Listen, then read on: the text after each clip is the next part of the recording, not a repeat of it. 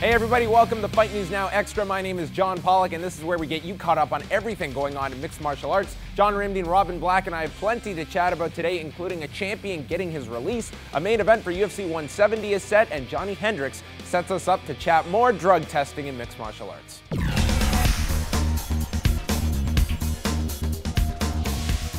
Johnny Hendricks got very vocal with a reporter from Montreal outlet RDS at the media workouts in Las Vegas on Wednesday. Hendricks was defending his position to not participate in VADA testing, despite an invitation by George St-Pierre to pay for all of the testing.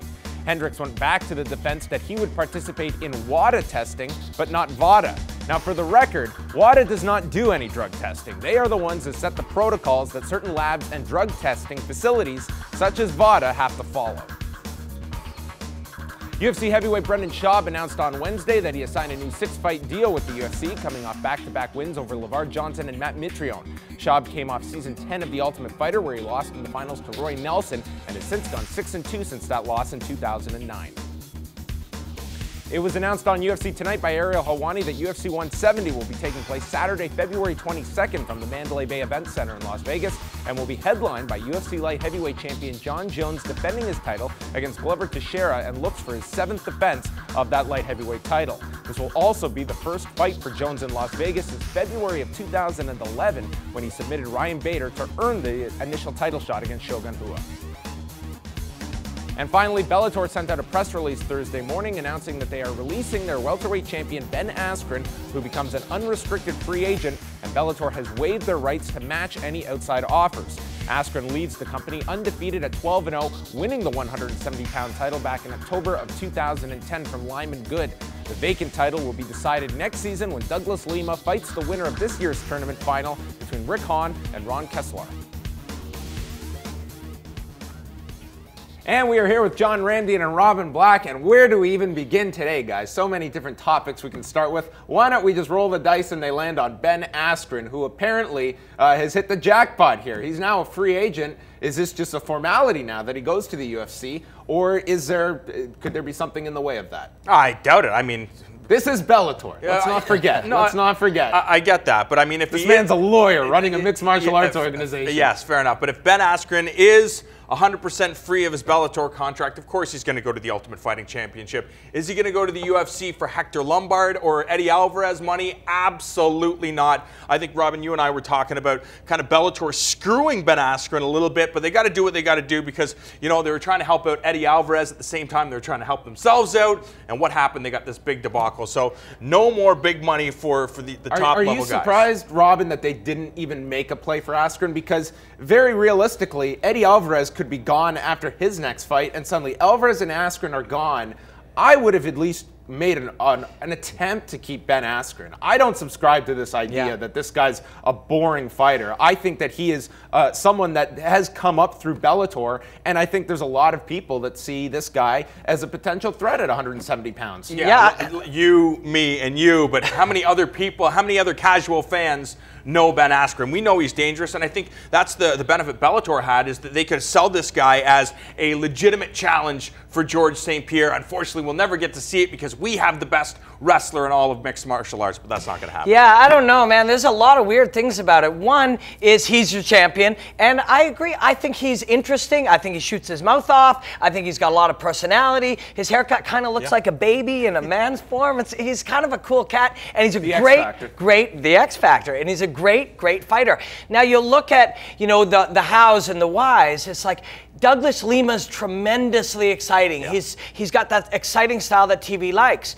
You know, can he beat Askren? I don't think so. Askren's exactly the type of fighter to beat an exciting fighter like Doug Lima, and do it in a way that isn't exciting for the audience. And then, so you go and you release him entirely. I think that's a strategy of, hey, listen, I'm going to break up with you before you break up with me, so I can tell all my friends that I dumped you. You know, that seems to be the flavor of what's going on. And unfortunately, Askren will not get anywhere near as big of a contract offer now that he's a free agent as he was if, you know, the UFC had a feeling they'd have to compete with Bellator. Who would you rather be dating, though, the UFC or Ron Kessler? Let's be honest here. Well, yeah, but I mean, you have to look at the fact that the welterweight division is so deep in the Ultimate Fighting Championship. It's like, okay, I'm signing on the dotted line. You're no longer fighting some of the guys that you're fighting in Bellator. You're fighting Jake Ellenberger your first fight. The fight after that, you're fighting Hector Lombard. The fight after that, you're fighting Nate Marquardt. You're fighting a bunch of killers. Fight Hector Lombard in his first fight, the unofficial Bellator unification. That, or let's on the coin flip that Hendricks loses, fight Hendricks. If you beat him, then you fight George. Yeah, you know, there's sell it. I think he's got a few fights before we're talking title level for Ben Askren. But a title fight that is happening, John Jones, Glover Teixeira, we knew it was going to be happening. John Jones wasn't ready to commit to February 1st. February 22nd, though, is a go. Are you surprised it would be that early for Jones, who was somewhat, hesitant coming off that Gustafsson war over 5 rounds of immediately getting back into the cage? No, not at all, especially considering the fact that this guy almost had his toe ripped off in his fight with Chael Sonnen. So I didn't think he'd be back as soon as he was after that fight. So to see him rebound and get ready to get back into the cage, I'm not surprised. Johnny Bones, he's the man. Yeah, I remember that murderer's row of guys he fought in 1 year and smashed all of them. He's the real thing, man. And this is an interesting fight. I mean, that is still 12 weeks away. So even if you're going to go incredibly hard training for 8 weeks, you've got 4 weeks of healing up everything and just adding another skill or two to it. 12 weeks is good for him. But it's an interesting fight because every fight where a guy didn't, and I was the first guy to say reach was going to be not an issue, but it was. Every fight except for the one where the guy matched his reach, he was able to smash him up from the outside. I think he goes back to that game. And finally, Johnny Hendricks, he got very aggressive here with a reporter who was, it sounds like, equally aggressive here, discussing the drug testing. There doesn't seem to be as much noise, so to speak, regarding this whole VADA testing issue that it seemed like it was going to be a month out when George St-Pierre was willing to commit, Johnny Hendricks was not. I think the strategy these days is get really angry when somebody accuses you of something. Our mayor, Rob Ford. Who? Rob Ford. I don't know if everyone's heard of him, but apparently somebody had made some comment about vagina, and he said something in return about having plenty to eat at home.